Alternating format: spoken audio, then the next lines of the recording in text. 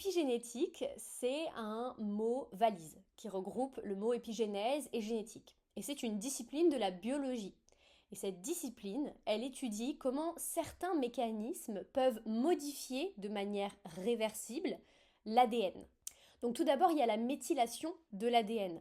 Donc c'est l'ajout d'un groupe méthyle sur certaines parties de l'ADN qui peut réduire ou arrêter l'expression de certains gènes. C'est comme si on pouvait mettre des freins ou des stops sur certains gènes ou au contraire mettre des accélérateurs sur d'autres gènes ou sur d'autres parties du gène.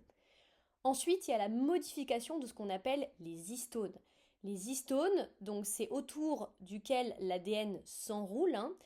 Donc ces histones, ils peuvent être modifiés pour influencer l'accessibilité des gènes et leur transcription. C'est-à-dire que ces histones, ils vont faire un petit peu office de gendarme en disant oui, tu peux accéder à ce gène-là ou non, tu ne peux pas y accéder à celui-ci.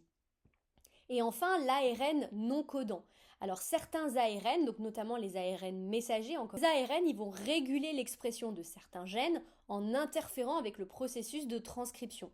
Donc si le gène est autorisé par les histones à s'exprimer, les ARN messagers, eux, ils peuvent modifier les transcriptions. C'est un peu comme le jeu du téléphone. Quelqu'un peut modifier ce qu'il va dire à son voisin et donc toutes les personnes concernées par la suite vont recevoir un message différent.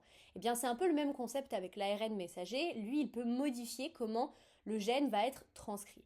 Donc ce sont ces trois processus, si on va un petit peu dans un point de vue plus physiologique, ce sont ces trois processus qui vont venir influencer le processus épigénétique. Et c'est ça qui va créer ce qu'on appelle le processus épigénétique.